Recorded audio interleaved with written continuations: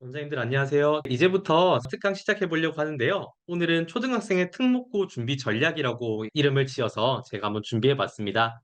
오늘 제가 말씀드릴 거는 이제 우리 특목 자사라고 부르는 소위 말하는 명문고들이 어떠한 학교들이 있는지 알아보고 그리고 그 학교들을 준비를 하려고 하면 어떤 식으로 준비해야 되는지 한번 알아보려고 합니다. 그런데 이제 특목 자사라고 저희가 흔히 퉁쳐서 소위 말해서 합쳐서 부르긴 하는데 이 부류의 학교들이 사실 준비하는 방법이 많이 달라요. 그렇기 때문에 우선 이 앞에서는 특목자사라고 하는 것들이 어떠한 종류로 이루어져 있는지, 그리고 그 뒤에 우리가 이 특목자사라고 하는 것들은 각 학교별로 어떤 방식으로 대비해야 되는지 제가 오늘 한 40분에서 50분 정도 설명을 좀 드려볼 수 있도록 하겠습니다. 끝나고 나서 Q&A 진행이 될 거니까 원장님들 궁금하신 점들을 메모해 두셨다가 한번 말씀해 주시면 감사하겠습니다. 자, 우리가 우선 이 특목자사라고 하는 것들이 어떠한 학교들을 지칭하는 건지 먼저 알아야 될 텐데요. 그 분류를 한번 먼저 알아보겠습니다. 자, 우리가 자사라고 하는 곳들은요, 자율형 사립고등학교의 줄임말입니다. 자율형 사립고등학교들은 어떠한 운영의 독립적인 권한을 가지고 교육과정을 편성할 수 있는 사립고등학교들을 이야기를 하는데요. 이 학교들은 모집 단위에 따라서 전국 단위와 그리고 광역 단위로 나눕니다. 전국 단위는 말 그대로 전국에서 학생들을 모집하는 자사고고요. 광역 단위는 그 광역시 혹은 광역자치 왜, 안 단위에서 됐어? 학생을 모집하는 곳들을 이야기를 합니다. 그렇게 해서 총 2023년 기준으로 44개 정도의 자사고가 전국에 퍼져 있고요. 그리고 우리가 특목고라고 하는 특수목적 고등학교는 말 그대로 어떠한 특수한 목적을 가지고 아이들을 양성한 학교를 이야기를 하는데요. 우리 영재학교, 그리고 외국어 고등학교, 국제학교, 그리고 과학고등학교까지 우리 특수목적 고등학교에 들어갑니다. 그래서 우리가 특목자사라고 요 두 가지 고등학교들을 퉁쳐서 부르게 되는 겁니다. 근데 이 특수 목적 고등학교와 자율형 사립 고등학교들이 최근 몇 년 동안 굉장히 학생들 모집이 사실 힘들었습니다. 그거는 이제 여러 가지 이슈들이 있었는데요. 그런 과정들 속에서 특목고는 그렇지 않지만 자사고들은 굉장히 빠르게 이 자사고의 권한을 내려놓는 어떠한 시기들이 있었어요. 2018년부터 2023년까지를 보면요. 경문고, 대성고, 장훈고, 경신고, 경일여고, 대건고, 군상중앙고, 남성고까지 이렇게 여러 가지 학교들이 자사고의 권한을 포기를 했고요. 그리고 2018년 이후 이렇게 많은 학교들이 특목 자사의 권리를 포기하는 와중에 새롭게 특목 자사고로 지정된 곳은 부일예고 한 곳밖에 없습니다. 그러니까 총 8곳이 특목과 자사의 권한을 포기한 동안 단 한 곳만 신규 지정이 된 건데요. 이 부일외고 같은 경우도 특목고였다가 특목고의 권한을 포기하고 자사고가 된 것이기 때문에 이것도 원래 일반고였던 곳이 특목자사가 된 게 아니라 원래 특목자사였던 곳이 다른 종류의 특목자사로 변화한 것이기 때문에 어쨌든 한 2018년부터 2023년까지 한 5년 동안 이 특목자사들이 권한을 많이 포기하는 이러한 상황들이 있었습니다. 거기에 더해서 이 특목자사들의 포기가 이어지는 것들은 사실 특목자사고가 별로 입시에서 유리하지 않고 그렇다 보니까 학생들이 굉장히 적게 들어와서 운영 힘들어서 이 자사고를 포기한 거거든요. 그렇던 탓에 특목 자사들을 포기하지 않고 운영한 학교들도요. 전반적으로 경쟁률 하락을 굉장히 많이 경험을 했습니다. 그래서 최근 몇 년 동안 어쨌든 특목 자사들이 굉장히 어려웠다라는 점들을 먼저 이해를 한번 해 주셔야 되는데요. 이 특목 자사들이 어려웠던 이유는 네 가지 정도로 꼽아볼 수 있는데요. 첫 번째로 이제 특목 자사 같은 경우는 우수한 학생들만 선별해서 교육을 하는 교육기관입니다. 당연히 특수한 목적을 가지고 학생들을 교육시키겠다는 목표가 있다 보니까 우수한 학생들을 뽑아서 교육을 시키는 게 기본이 되고요. 그렇다 보니 우수한 학생들을 선별하는 것들이 이들의 기본적인 목적이었고, 당연히 우수한 학생들만 모으니까 이 내신을 따기가 굉장히 힘들었겠죠. 그래서 특목 자사를 가면 내신이 엄청나게 안 나온다는 게 원장님들도 흔히 알고 계시는 사실일 겁니다. 그런데 지난 5년 동안 입시가요, 사실 다른 것들보다 내신이 너무 중요한 입시였어요.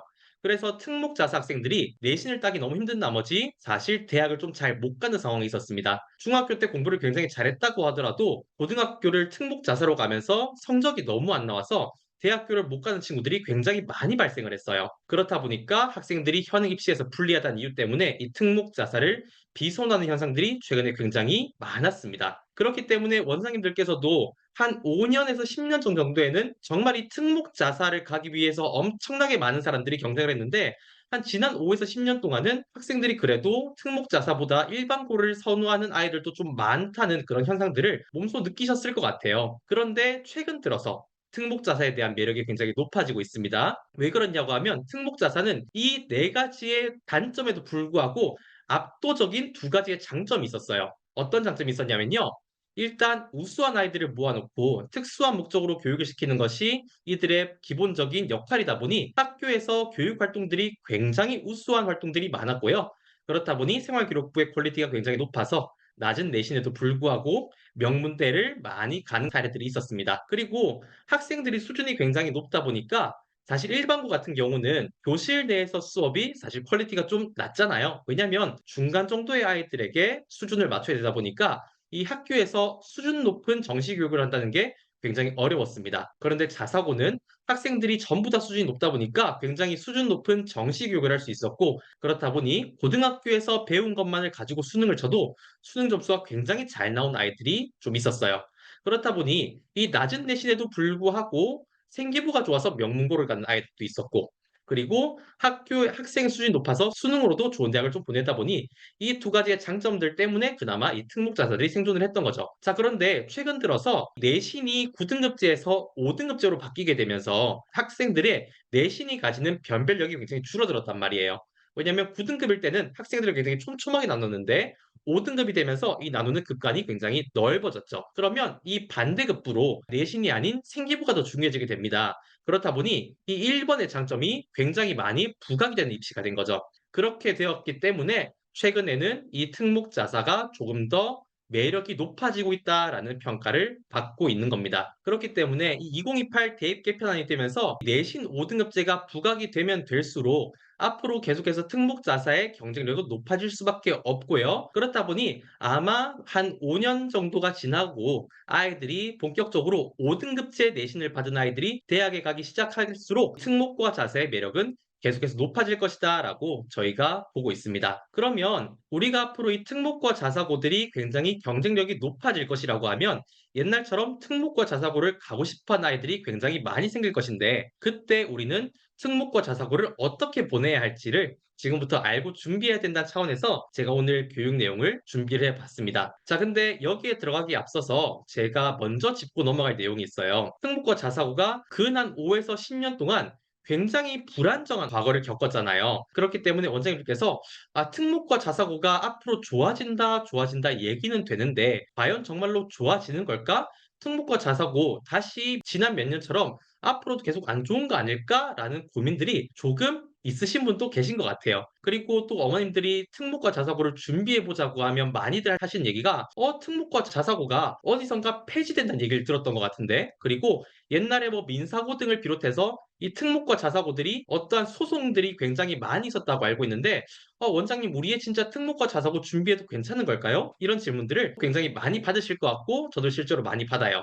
그래서 특목고 자사고에 대해서 이야기하기 이전에 특목고 자사고가 지난 한 5년 정도 동안 정부가 겪어왔던 굉장히 많은 소송전들이 있어요. 그 소송전들이 어떻게 이루어졌으며 어떤 식으로 지금 해결이 되었는지 간단히 알고 넘어가시면 좋을 것 같아서 제가 그 내용 먼저 한번 준비를 해봤습니다. 그래서 이 내용은 알아두셨다가 나중에 어머님들하고 상담하실 때 특목하고 자사고 앞으로도 계속 괜찮을 거예요. 우리가 봤을 때는 특목 자사고를 지금부터 대비해 보는 게 너무 의미가 있어요라고 말하실 때 근거로 사용하시면 좋을 것 같아요. 자, 특목과 자사고 과연 어떤 이슈가 지난 몇 년 동안 있었느냐? 2014년도 정도였습니다. 지금으로부터 딱 10년 전이죠. 이때 조희연 교육감님이 서울교육감으로 선출이 되셨을 적의 이야기예요. 조희연 교육감님 정도 때 우리나라의 국내적 상황은 어떤 상황이었냐면 교육계의 평등을 이루어야 된다. 그렇기 때문에 이렇게 특목고나 자사고처럼 엘리트 중심의 학교가 생기면 안 된다라는 어떠한 이슈들이 우리나라에 굉장히 많았어요. 그래서 이때 조희영 교육감님이 어떤 일을 하셨냐고 하면요. 경희고, 배재고, 세화고,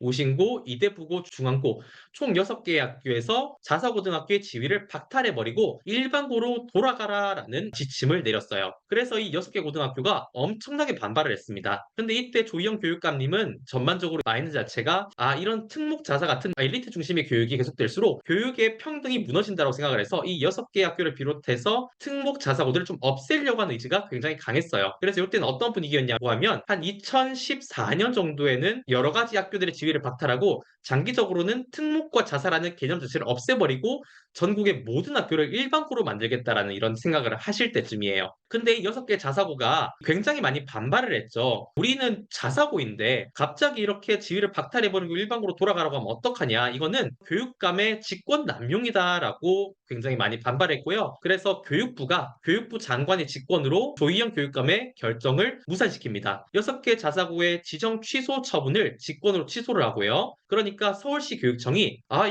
이건 서울시 교육청의 고유의 권한인데 왜 교육부에서 이것들을 직권으로 취소하냐고 해서 교육부를 상대로 소송을 제기해요. 그런데 이거는 교육부가 승소를 합니다. 교육부가 승소함에 따라서 6개의 자사고들의 지정이 계속해서 유지되는 것으로 결정이 되어요. 근데 이때 교육부가 승소한 근거가 뭐였냐고 하면요. 신뢰 보호의 원칙에 어긋난다라고 해서 이 교육부가 승소를 한 건데요. 국민이 행정기관의 행위에 대해서 신뢰하고 행위한 경우에는 이 신뢰가 보호되어야 한다고 해서 많은 사람들이 정부와 그 정부 정책인 자사고라는 제도에 대해서 신뢰를 가지고 있었는데 갑자기 교육감이 나서서 이것들을 직권으로 취소시켜버리면 국민이 정부에 대한 신뢰가 훼손된다라고 해서 교육감의 결정이 잘못되었다고 해서 교육부가 승소를 한 거죠. 어쨌든 이렇게 되면서 조희영 교육감이 2014년에 자사고 6개를 지위를 박탈하려고 했던 것들은 무산이 되고 다시 6개가 유지가 되고요. 이렇게 해서 조희영 교육감의 계획이 무산이 되니까 그 다음에 다시 한번 2019년도에 서울시 교육청이 8개 자사고의 지정을 다시 취소를 합니다. 어떠한 법적인 것들을 더 바리바리 잘 챙겨서 쌓아와서 옛날에 6개 자사고를 취소했던 것에 더해서 8개 자사고를 딱 집어서 2차 소송전을 다시 시작을 해요. 그런데 이때 서울시 교육청이 자사고 8개를 취소하려고 했던 행위 또한 자사고들이 다시 승소를 합니다. 그렇다 보니까 서울시 교육청이 이 소송들이 계속해서 무리한 소송이었다는 걸 인정을 하고 2022년에 모든 소송을 취하를 해요. 이 당시에 서울시 교육청 제외하고도 부산교육청 같은 여러 가지 교육청들이 자사고의 지정을 취소하려고 하는 어떠한 소송전들을 계속해서 하고 있었는데요. 이 2022년을 기점으로 전부 모든 소송에서 전부 다 교육청이 패소를 하고 학교들이 승소를 하면서 이 자사고들이 계속해서 자사고의 권한을 계속해서 유지를 하게 됩니다. 이러면서 사람들의 인식과 그리고 정부 부처 사이에 이 자사고라고 하는 게 어떠한 국민에게 굉장히 신뢰를 받고 있는 제도고 실제로 굉장히 유용성을 많이 느끼고 있는 제도이기 때문에 정부 정책으로 함부로 이 학교들이 가지고 있는 자사고나 특목고라고 하는 권한을 갑자기 폐지할 수 없구나라는 공감대가 생기게 되고요. 이 소송을 기점으로 앞으로 자사고는 어떠한 소송을 통해서라도 폐지될 수가 없겠구나라는 공감대가 국민들로부터 생기기 시작했어요. 그렇다 보니 이런 것들에 힘을 입어서 원래는 이 2025년을 기점으로 모든 자사고와 특목고가 일반고로 전환될 예정이었거든요. 근데 그것도 전부 다 취소가 되고 앞으로 자사 특목을 계속해서 유지하는 쪽으로 정부 정책이 결정이 났습니다. 이런 흐름들을 통해서 한 지난 10년 동안 특목고랑 자사고가 정책적으로 아예 사라질 위기에서 이제는 살아 돌아와서 특목이랑 자사는 앞으로 없어지지 않을 것이라는 공감대와 정책적인 배경이 생겼다라고 보고요. 그리고 최근에 뉴스로 굉장히 많이 나오는 2가지 이슈가 있어요. 들어보셨을 수 있는데요.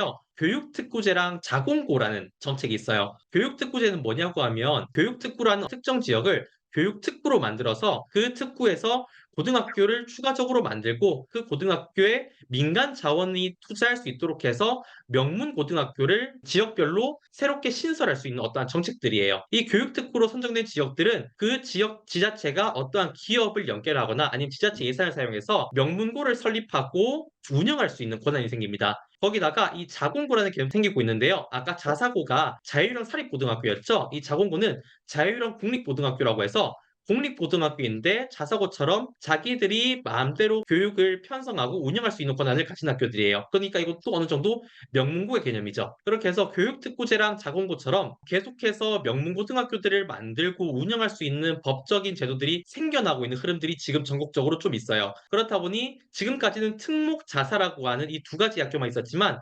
앞으로는 어떠한 명문고들이 더 많이 생겨날 수 있는 법적 근거들이 계속해서 생기고 있어서 앞으로는 명문고들이 계속해서 생겨나고 또 그들이 입시에서 굉장히 유리한 지점을 취할 것이다라고 하는 그런 흐름들이 생겨나고 있습니다. 그렇다 보니까 지금 우리가 자사와 특목을 중심으로 명문고를 잘 보내는 방법을 연구하고 앞으로도 어떤 명문고들이 생길지 구체적으로 살펴보고 명문고들을 잘 보내는 게 아마 이 초등학원들의 굉장히 큰 경쟁력이 되지 않겠는가라고 생각을 합니다. 지금까지 우리 자사 특목에 대해서 한번 살펴봤고요.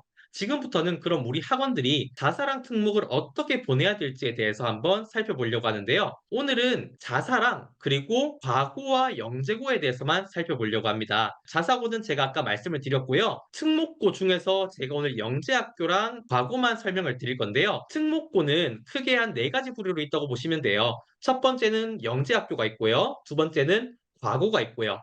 세 번째는 국제학교가 있고 네 번째는 외고가 있어요. 요 네 가지가 특목고의 가장 대표적인 네 가지인데요. 여기 계시는 원장님들은 수학을 가르치시는 분들이잖아요. 근데 수학 가르치시는 분들이 외고랑 국제학교를 그렇게 많이 하실 필요는 없을 것 같아서 저는 오늘 특목고 중에서도 과고랑 영재학교에 대해서만 한번 다뤄보도록 하겠습니다. 자, 근데 과고랑 영재학교는요, 가는 방법이 비슷해요. 과고랑 영재학교는 거의 유사한 느낌의 학교예요. 그런데 이 특목고는 가는 방법이 좀 다릅니다. 제가 그래서 요 두 가지를 구분해서 첫 번째로는 자사고에 대해서 설명을 드리고요.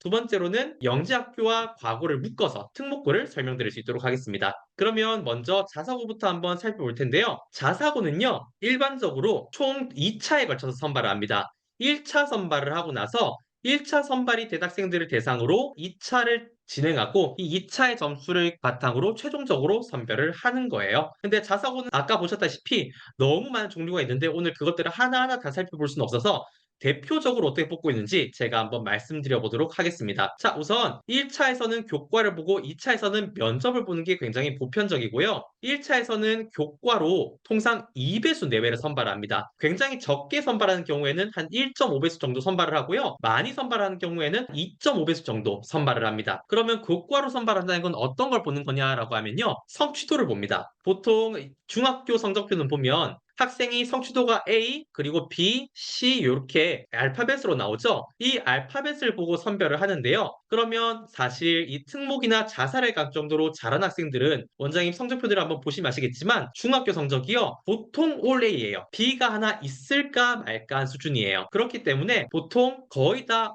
올 A 학생들이 간다고 보시면 되고요. 근데 B가 있더라도 1차 통과가 많긴 합니다. 근데 최상위권 자사고, 그러니까 우리나라에서 가장 좋다고 말하는 자사고들은요, 이 B가 하나라도 있으면 떨어지는 경우도 있습니다. 그래서 자사고를 가려고 하면 가장 중요한 건 뭐냐? 중학교에서 전 과목 올 A를 맞추는 거예요. 전 과목 올 A를 맞춰서 이 1차에서 교과를 통과하는 게 가장 중요하다라고 보시면 됩니다. 자, 그렇게 해서 올 A를 맞추거나 아니면 올 A를 안 맞춰도 갈 수 있는 조금 못하는 자사고를 넣으면 B가 몇 개 섞여 있어도 됩니다. 그 정도를 해서 1차에서 통과를 해요. 자, 그러면 2차는 어떻게 하느냐라고 보면요. 2차는 통상 생기부 기반 면접을 진행을 합니다. 생기부에서 점수를 매기고 면접에서도 점수를 매기는 경우도 있는데요. 보통 그렇게 따로 하진 않고요. 생기부를 바탕으로 학생의 면접을 봐서 뽑는 경우가 많아요. 그렇기 때문에 보통 이제 생기부도 잘 챙겨야 되고 면접도 잘 해야 되는데요. 면접에 대한 것들은 사실 학교마다 굉장히 다르고 원장님들께서 준비해 주실 영역은 아닌 것 같고요. 원장님들은 그럼 어떤 것들을 챙겨줘야 되냐고 하면 사실 이 올 A를 맞춰서 1차를 통과하고 나면 성적은 그 다음에 영향을 못 미치고 그 다음에는 생기부가 잘 써지는 게 또 원장님들께서 챙겨주셔야 될 부분들이에요. 근데 이 생기부가 과연 어떻게 되어 있냐? 그러면 영재학교가 아니죠? 보통 학생들이 자사고에 잘 붙는 학생들은요, 영재원 활동이 생기부에 많이 녹아 있어요. 그렇기 때문에 학생들이 영재원에서 어떤 활동을 한 다음에 그 영재원에서 한 활동을 학교에서 했다고 하는 거예요. 이게 사실 굉장히 꼼수입니다. 그리고 또 영재원에서 어떠한 활동을 한 것들을 그대로 중학교 수행평가로 내서 생기부에 적는 경우도 굉장히 많아요. 그래서 특별하게 관리를 많이 받는 학생들이 아니라고 하면요. 영재원을 다닌 학생들이 이 자사고에 좀 잘 붙는 것 같다는 느낌은 사실 있습니다. 그렇다고 하면 우리 학원 단위에서는 어떤 걸 챙겨줄 수 있냐고 하면요. 사실 원장님 학원이 특히 자사를 잘 가기 위해서 좀 준비를 잘 해줘야 될 부분들은 사실 영재원을 보내두면 좀 자사를 잘 간다는 느낌이 있고요. 만약 영재원을 못 간 학생이라고 한다면 태화교육부에서 영재원과 같은 영재성이 돋보이고 또 탐구 능력이 돋보일 수 있는 활동이 적혀지도록 또 학교에서 작성하는 보고서 활동들을 좀 잘 챙겨주는 것들이 중요하겠고요. 자, 그리고 이 자사고는요. 독서를 좀 많이 봅니다. 그래서 원장님들께서 이 학생들을 지도하실 때 우리는 수학 동화 브랜드잖아요. 그렇기 때문에 학생들이 책을 읽는 능력은 굉장히 좋을 거란 말이에요. 그런데 학생들이 고등학교를 준비하는 중학교 단위에 있어서는 우리 수학 동화보다도 좀 더 어려운 이러한 전문적인 내용의 책들이나 아니면 정말로 좀 심화된 책들을 많이 읽어서 좀 어려운 책들을 생활기록부에 많이 넣어주는 게 도움이 많이 됩니다. 자, 그래서 한번 정리해보면요. 가장 첫 번째로 1차랑 2차를 보게 되는데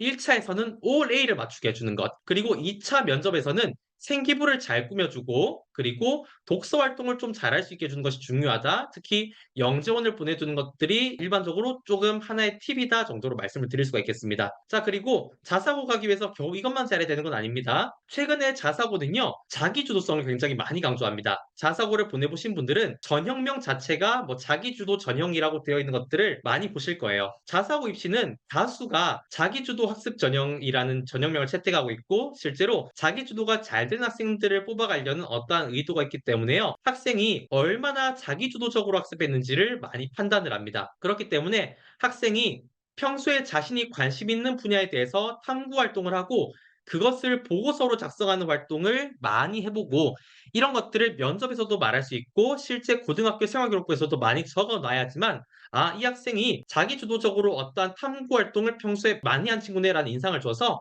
실제로 자사고의 면접에서 굉장히 좋은 점수를 받을 수가 있습니다. 그렇기 때문에 원장님들께서는 저희 학생들이 탐구 노트 쓰는 거 있잖아요. 그 탐구 노트 쓰는 것들을 굉장히 열심히 쓸 수 있도록 해주시고 그리고 수학적인 탐구 노트를 쓰는 것에서 넘어서서 자신이 관심 있는 분야에서 글쓰기를 한 연습들을 좀 많이 시켜주시면 실제로 중학교 생기부가 더 좋아지고 나아가서 자사고에 진학할 때 자신이 했던 그런 탐구 활동들의 내용들을 말함으로써 면접에서 굉장히 좋은 점수를 받을 수가 있게 됩니다. 그래서 매스몽 대치보는 같은 경우도 자기가 매스몽을 다니면서 썼던 어떤 탐구 노트나 어떤 보고서들을 자사고의 면접에서 말했던 학생들이 굉장히 많아요. 그런 부분들이 말이 나온 이유가 또 그렇게 자기 주도적으로 어떠한 탐구를 하고 결과를 찾는 것들이 자사고나 특목고에서 굉장히 중요하게 보는 평가 기준이기 때문이기도 합니다. 자, 그리고 자사고는요, 사실 이 특목고랑 다르게 자체 시험은 거의 안 칩니다. 거의 면접으로 끝나는 경우가 많아요. 그런데 일부 학교의 경우에는 시험을 보는 경우들이 있습니다. 특히 상산고가 그래요. 그래서 상산고 같은 경우에는 이 기출 문제를 조금 풀어볼 필요가 있습니다. 지금은 기출 문제까지 풀어봐야 되는 곳은 상산고 정도가 거의 유일한 걸로 알고 있고요. 2024는 좀 살펴보고 자사고도 어쨌든 자체적인 시험을 보는 거는 가능하기 때문에 앞으로도 좀 볼 수 있다는 걸 생각을 하고 자사고를 희망하는 학생들도 자체 시험을 대비해야 될 수 있다는 점 정도는 원장님께서 알고 계셔야 하는 지점일 거라고 생각이 됩니다. 이 정도까지 보면 자사고의 대비 전략은 다 보신 거고요. 마지막으로 조금 더 간단하게 한 번 더 짚고 넘어가야 되는 내용은요. 아직 자사고는요. 내신이 가장 높은 어들입니다. 아까 보셨다시피 1차에서는 내신 점수 가지고 일단 1.5배수에서 2.5배수를 가르기 때문에 대부분이 내신에서 떨어져요. 그렇기 때문에 학생들이 내신을 챙기는 게 정말 중요하고 근데 대부분의 자사고가 내신을 거의 전 과목에서 봅니다. 그렇기 때문에 자사고 학생이라면 특정 영역의 발달보다는 균형감 있게 전 과목의 고득점이 필요합니다. 그렇기 때문에 수학학원 원장님들 입장에서야 사실 수학을 많이 가르치는 게 좋겠지만 객관적으로 보면 자사고를 간 학생이라고 하면 수학이 이미 올 A가 나오는 수준이라고 하면 다른 과목의 올 A를 챙길 수 있도록 조금 시간을 투자해 주는 게 맞는 전략이라고도 볼 수가 있겠습니다. 그리고 아까 계속 강조드리듯이 자기주도성 엄청나게 최근에 자사고들에게서 강조하고 있습니다. 그렇기 때문에 활동과 면접 그리고 영재원 활동 등을 통해서 자기주도적인 학습을 할 수 있고 자기주도적인 활동을 할 수 있는 정도의 역량을 갖춰두는 거 굉장히 중요하고 자기주도적인 여러 가지 활동들을 자신 스스로 하거나 아니면 주변에서 도와줘서 하거나 어떻게 해서든 해서 생기부의 퀄리티 높여야 되고 아까 마지막으로 말씀드렸듯이 자사고 독서 좀 계속해서 많이 보는 추세 보입니다. 그렇기 때문에 독서를 좀 어려운 책을 정말로 제대로 읽어서 생기부에 적어 놓는 것 정도 중요하다는 점 자사고 입시에서 원장님들과 어머님들께서 꼭 알고 넘어가셔야 되는 포인트다라고 말씀을 드릴 수가 있겠습니다. 자, 자사고는 여기까지 끝났고요. 사실 이제 더 중요한 건 특목 얘기를 할 겁니다. 특목은 영재학교와 과학고를 얘기를 할 거예요. 영재학교는 제가 학교라고 한 이유가요. 영재학교는 호칭이 좀 많이 오인되는데요. 영재고가 아닙니다. 영재학교가 정식 명칭이에요. 영재학교는 고등학교가 아니라 고등학교 학력을 인정받는 교육기관입니다. 그래서 교육기본법이나 중등학교에 관련된 법률에 적용을 받지 않고 영재교육법이라고 하는 별도의 법에 영향을 받습니다. 어쨌든 한번 얘기 넘어가 보면요. 우리나라의 영재학교 작년도에 선발을 한 학교 기준으로 총 8개밖에 없습니다. 자, 근데 여기에 보면 과학고라고 되어 있는 곳이 많이 보이죠. 그래서 원장님께서 많이 물어보세요. 서울과고는 과고예요, 영재학교예요? 라고 많이 물어보시는데요. 이건 어떻게 된 거냐면 영재학교라는 개념이 생긴 지 그렇게 오래되지 않았어요. 생긴 지 얼마 안 됐는데 원래 서울과학고는 원래는 과고였어요. 그런데 영재학교라는 개념을 정부에서 새롭게 만들어냈고 이 영재학교를 해볼 학교들을 신청을 받았죠. 그때 서울과고, 경기과고 같은 것들이 신청을 한 거예요. 저 서울과고 영재학교 한번 해보고 싶습니다. 라고 신청을 한 거죠. 왜냐면 약간 정부에서 만들 때 과고의 상위 호환으로 영재학교를 만들었다는 느낌이 조금 있거든요. 그런데 이 서울과고는 서울과고라는 이름으로 너무 오랫동안 불리워 왔잖아요. 어떤 이 하나의 브랜드가 된 거죠. 그렇다 보니까 서울과고는 그렇게 신청을 해서 영재학교가 되긴 했는데 이 서울과고라는 이름은 버리기가 싫은 거예요. 그래서 서울과학고등학교라는 이름의 영재학교가 된 겁니다. 여기에 있는 과고들은 다 그렇게 된 거예요. 그렇기 때문에 이들은 법적으로는 과고가 아닙니다. 이름이 그냥 과고인 영재학교라고 보시면 됩니다. 어쨌든 영재학교와 과고들은요. 아까 특목고랑 굉장히 다른 점 하나가 있어요. 자, 1단계에서 내신 점수를 정량평가하지 않습니다. 아까 자사고들은 어땠어요? 자사고들 전부 다 1차에서 내신 성적 봐서 학생들을 한번 떨궜죠. 그런데 지금 여기 영재학교들 어때요? 1단계에서 학생 기록물 평가, 서류 평가, 학생 기록물, 학생 기록물, 서류 평가 등등해서 전부 다 학생 기록부를 보고 정성 평가를 하죠. 정량 평가를 하지 않는 모습을 보입니다. 이게 사실 특목과 자사가 보이는 가장 큰 차이예요. 그렇다고 해도 원장님들께서 이런 말씀하실 수 있어요. 아니, 1단계에서 내신을 정량 평가하지 않는다고 하더라도 올해 아니면 어차피 다 떨구는 거 아니에요? 생기부를 보고도 어차피 올해 아니면 그냥 다 떨어뜨리는 거 아닌가요? 라고 말씀을 하실 수도 있는데요. 그렇지 않습니다. 제가 그래서 데이터를 가져와 봤는데요. 요거는 2023년에 총 8개의 영재학교가 총 1차 지원 인원이 몇 명이었고 지피를 응시한 인원이 몇 명이었는지를 예측해 놓은 겁니다. 이건 정확한 데이터는 아니고 예측치기 때문에 100% 정확하진 않은데요. 1차 인원 대비 2차 인원을 보면 1차에서 학생들을 얼마나 많이 떨어뜨렸는지 알 수 있겠죠. 그런데 1차에서 학생들을 얼마나 많이 떨어뜨렸는지 보니까요. 한 25% 떨어뜨렸습니다. 학생이 100명 지원했다고 하면요. 그 중에서 75명은 1차를 다 붙여주고요. 겨우 25%밖에 안 떨어뜨렸어요. 그리고 나서 나머지는 다 2차 시험으로 걸은 겁니다. 그렇게 보면 어때요? 1차 시험을 정말 거의 다 붙여준 거 아닌가요? 이 정도 급의 고등학교에서 그렇기 때문에 오히려 생기부에 B가 좀 섞여 있는 학생들은요. 특목고등학교는 1차에서 확 떨어져 버리는데 과학고등학교나 영재학교는 1차를 그냥 붙어버리는 경우가 은근히 많아요. 그래서 과고와 영재학교는요. 확실히 내신을 좀 덜 본다는 느낌이 있습니다. 왜냐하면 사실 특목고등학교는 그냥 전형적으로 고등학교 공부를 잘하는 학생을 뽑으려고 하는 목표가 있는데 영재학교랑 과학고등학교는 영재학교 같은 경우는 영재성 있는 학생을 뽑으려고 하는 거고요. 과고 같은 경우는 과학 분야의 인재를 양성하기 위한 목표를 가지고 있는 학교다 보니까 사실 수학, 과학 좀 잘하거나 영재성만 있으면 되지 전 과목을 골고루 다 잘할 필요는 없는 거거든요. 그렇다 보니까 뭐 전 과목에서 내신을 살펴보지 않고 그냥 좀 뭐 수학, 과학 정도 잘하는 것 같고 영재성 좀 있는 것 같으면 일단 1차를 좀 붙여놓고 보는 그런 느낌이 좀 있어요. 그런 느낌이 있다라고 보시면 되고 자 그러면 1차가 생각보다 너무 많이 붙지 않나요? 1차에서 4,777명이 전국적으로 지원을 했는데 77.6%나 1차를 붙어버렸으면 2차를 정말 엄청나게 어렵게 내고 엄청나게 변별력을 많이 주는 거 아닐까요? 그래서 실제로 특목고들은 2차를 얼마나 빡빡하게 보는지 제가 한번 보면요. 지난해 보면요. 서울과학고, 경기과학고, 한국과학영재학교는요. 각각 시험을 출제를 했고요. 대전, 대구, 광주, 세종, 인천은요.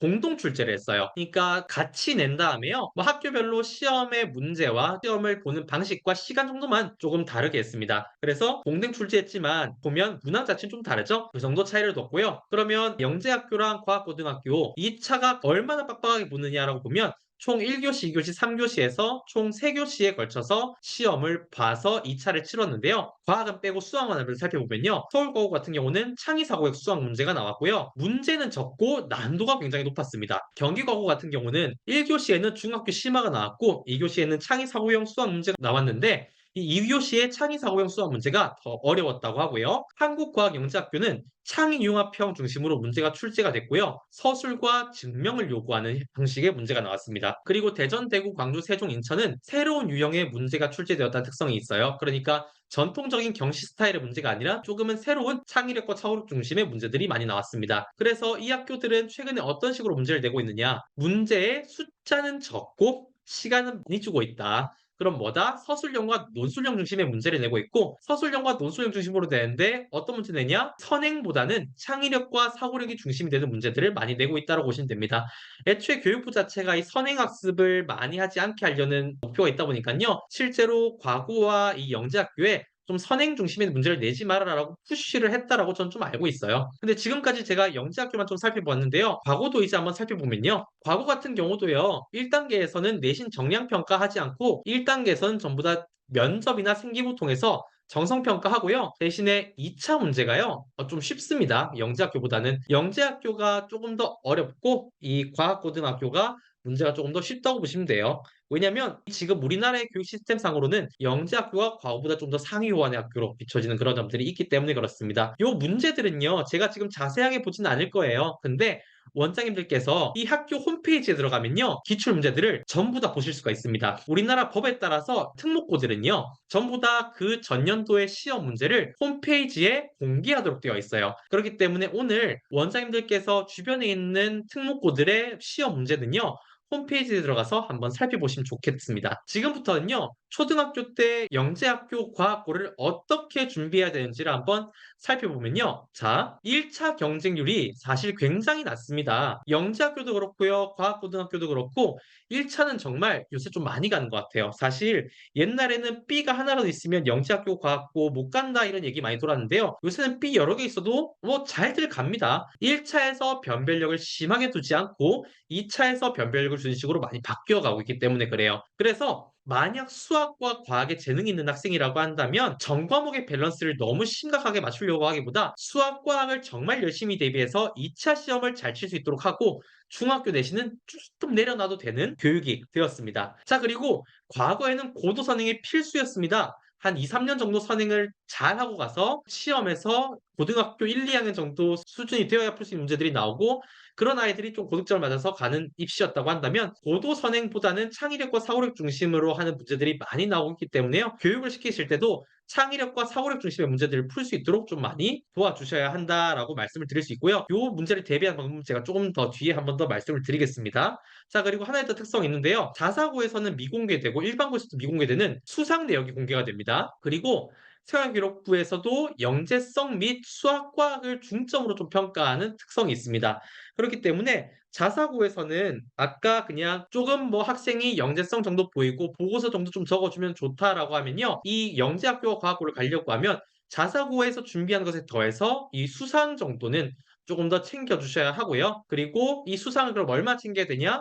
교내 수상을 한 학기당 한 개 정도는 좀 챙겨주셔야 과거에서는 좀 유리함이 있습니다. 자, 그리고 과구와 영재학교에서는 내신 점수를 좀 덜 보는 대신에 수학, 과학 정도는 정말 잘하는지를 좀 구체적으로 살펴보기 때문에 수학, 과학에서 유의미한 다른 성과들을 만들어내는 것들 좀 노력해 주셔야 되고 그리고 사실 이 좀 되게 애매한 부분이긴 한데요. 영재학교에서 생기부를 볼 때 영재성 자체를 본다고 많이 해요. 영재성이라고 하면 좀 독특할 정도로 청재적인 어떠한 영역을 말하는 거잖아요. 그런 것들이 보일 수 있는 조금은 이 아이가 정말 좀 특수한 아이가 아닌가라는 어떠한 감정이 들 수 있는 활동들을 한 학기에 한 개 정도 수학이나 과학에서 하고 생활기록부에 넣어주면 좋다고는 하는데 이건 제가 나중에 다른 영역에서 한 번 더 좀 구체적으로 말씀을 드리겠습니다. 그러면 우리가 영재학교 과학고 준비하려고 하면 정말로 초등 단계에서 수학을 어떻게 준비해야 되는지 영재학교 과학고 그리고 넘어서서 자사고까지 한번 살펴본다고 하면요. 자, 일단 지금 페이지에서는 특목자사 한번 둘 다 살펴보겠습니다. 이 특목자사 둘 다 수학 자체는 올 A가 아니면 특목자사 경쟁력 자체가 없습니다. 특목이든 자사든 일단 수학은 올 A가 되고 봐야 돼요. 근데 수학이 올 A가 된다고 한다면요. 거기서는 이제 고민을 해야 됩니다. 수학은 올 A가 되는데 수학과 부분에 재능이 있다고 한다면 과학이나 영재 쪽이 맞습니다. 나머지 과목에는 B가 좀 있어도 되니까 수학과 과학에 더 치중을 하고 한 고등학교 1학년 심화 그리고 2학년에서 기본적인 내용까지는 수학, 과학을 좀 잘 떼놔서 이 실력을 바탕으로 좀 자체 시험을 잘 볼 수 있도록 지도해 주시는 것이 핵심이 되겠습니다. 과학고랑 영재학교가 아까 말씀드렸듯이 선행을 계속해서 좀 덜 중요하게 만들려고 하는 흐름이 보이긴 하지만요. 그럼에도 불구하고 사실 그 고학년의 수학을 알면 좀 더 문제가 빠르게 풀린 어떠한 측면이 있기 때문에요. 이 과고와 영재학교를 노린다고 하시면 고등학교 1학년 심화까지는 좀 풀고 가야 그래도 학생들이 좋은 성과를 내는 모습들을 볼 수 있었기 때문에 어쨌든 좀 과급적이면 시켜야 된다라고 말씀을 드리고요. 근데 오해하실까 봐 말씀드리는데 작년 기준으로 과학고와 영재학교에요. 심화가 안 돼 있는데 붙는 친구들이 좀 있긴 했었어요.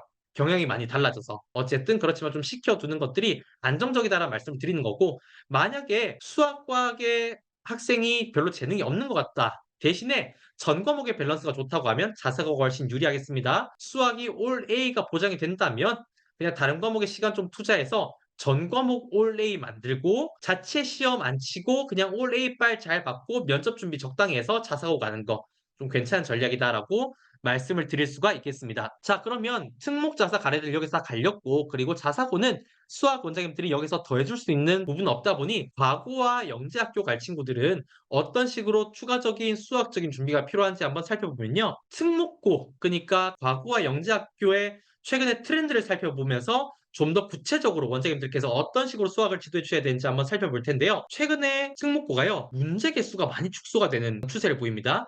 옛날에는 문제에 막 15문제씩 내고 이런 경우가 좀 있었거든요. 근데 문제 개수 계속 줄어들어요. 근데 문제 개수 줄어들면 어떻게 됩니까? 개별 문제의 난도가 올라갑니다. 그렇기 때문에 옛날처럼 많은 문제를 빠르게 푸는 아이들이 선호되는 상황은 아니고요. 적은 고난도의 문제를 잘 풀어낸 아이들이 좀 유리해지고 있어요. 그럼 원장님들 어떤 식으로 시키셔야 되면요. 용례 중심으로 시키시기보다는 고난도 중심의 교육을 시켜야 된다라고 좀 말씀드릴 수 있겠고요. 자, 그리고 최근에 또 보이는 경향이요. 대문항 플러스 소문항 중심으로 트렌드가 옮겨가고 있어요. 그러니까 옛날에는 문제가 나왔다고 하면 지금은 큰 상황 제시가 나오고 밑에 작은 문제가 여러 개 달린 식으로 문제가 많이 나와요. 이런 식으로 문제가 바뀌게 되면서 논서술 중심으로 문제가 많이 나오게 되고요. 근데 사실 이거는 논서술 중심이 되면서 이런 스타일이 되는 것도 있고 이런 스타일이 되면서 논서술이 되는 것도 있는데 상호 보완적이긴 하나 어쨌든 논서술이 되면서 대문항 플러스 소문항 같은 문제들이 나오고 근데 학생들이요 이런 스타일에 많이 익숙하지 않죠. 그래서 실제로 특목고 입시를 보러 가서 이런 스타일의 문제를 많이 안 풀어본 학생들이 좀 손해를 많이 봤다는 얘기가 있습니다. 그렇기 때문에 이런 스타일의 문제들을 많이 풀어보실 수 있도록 원장님께서 지도 많이 해주셔야 되고요. 자, 그리고 문제 개수가 적어지고 논술과 서술 중심의 문제가 많이 나오다 보니까요.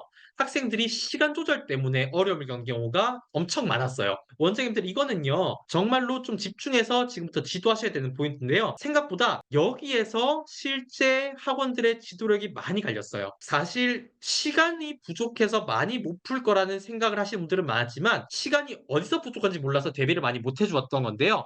어떤 부분에서 많이 부족했냐? 수능처럼 문제를 빨리빨리 못 풀어서 시간이 부족한 게 아니라 학생들이 식을 쓰는데 시간이 너무 오래 걸려서 시간 부족 때문에 시험이 너무 못 쳐졌다라고 말하는 학생들이 엄청나게 많았어요. 왜냐면 이 정도 길이의 논서술 문제를 대문자 플러스 소문항의 형태로 많이 풀어본 적이 없는 거예요. 그래서 식 쓰다가 마지막 문제 건드려 보지도 못하고 끝났다는 학생들 되게 많았어요. 그래서 식을 평소에 많이 쓰고 식을 정말로 빠르고 정확하게 잘 쓰는 스킬이 갖춰진 아이들이 실제로 성과가 좋았습니다. 매스몽은 유리하겠죠. 매스몽 플러스는. 그렇기 때문에 원장님들께서 매스몽 플러스 바탕으로 식쓰는 연습 계속해서 많이 시켜주고 이제 특목자사 준비할 친구들은요. 식 쓸 때 시간도 재보셔야 돼요. 그렇게 시간같이 재보시면서 준비 잘 시켜주셔야 된다라는 말씀을 좀 드리겠습니다. 자, 그래서 저 마지막으로 한마디만 드리면서 이제 끝내보려고 하는데요. 논서술형 인재를 만드는 것이요. 1, 2년 선행시키는 것보다 압도적으로 어렵다는 생각을 많이 합니다. 특목자사 아래들 지도를 한번 해보면요. 그런데 아까 보여드렸다시피요. 심화 수준의 선행은 이제 한 1년 정도만 하고 가도 특목자사 붙는데 아무런 문제가 없는 시대가 됐습니다. 그러니까 전 오히려 과도한 선행이 특목자사 가는데 이제 별로 정말 필요 없는 세상이 되었다라고도 생각을 해요. 물론 정말 수학을 너무 잘해서 수학 선행을 빼는 족족 다 따라간 아이들이면 선행도 잘 돼 있고 특목자사도 잘 가겠죠.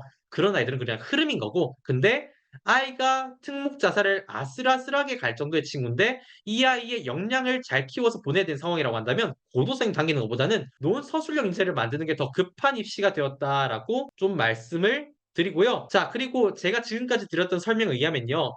저러면 수학을 정말 깊게 논서술 형태로 잘하는 것 특목고에서는 필요하겠지만 자사고에서는 별로 필요하지 않은 거 아닌가라고 생각하실 수 있는데요. 자사고의 경우에는 입학에서는 수학의 중요성이 떨어져 보일 수 있어요. 하지만 고등학교 가서 내신이 논서술에 대한 경향을 많이 보이고 있습니다. 아래는 전국 자사고인 인천하늘고의 데이터인데요. 인천하늘고는 전체 점수 반영에서 50%가 논서술형이고요. 단답형의 비율이 15%가 됩니다. 이런 상황을 보이기 때문에 가는 데까지는 논서술 필요 없지만 가는 것 말고 가서는 또 논서술 정말 중요하니 자사 갈 친구들도 많이 중요하다라는 말씀 드리면서 오늘의 내용을 좀 마무리해 보겠습니다. 오늘의 내용은 제가 평소에 하는 것보다는 좀 더 가볍게 준비를 해 봤는데요. 어쨌든 이 특목과 자사를 어떤 식으로 생각을 해야 되고 특목과 자사는 어떤 식으로 학생을 선발하고 있고 그러면 우리는 좀 학원의 지침상 교육원의 지침상 어떤 식으로 잘 대비를 시켜야 되는지 이해를 하는 시간이 되었으면 하고요. 제가 다음 시간부터는 좀 더 구체적인 내용들 중심으로 사례 중심으로 많이 적어볼 예정이고요. 여기에 구체적인 자료들은 또 나중에 블로그 글이나 카페에서 한번 살펴보실 수 있도록 글로 적는 것도 소홀히 하지 않고 전달해 드릴 수 있도록 하겠습니다. 설명의 내용은 여기까지 하고 지금까지 들어주셔서 감사합니다.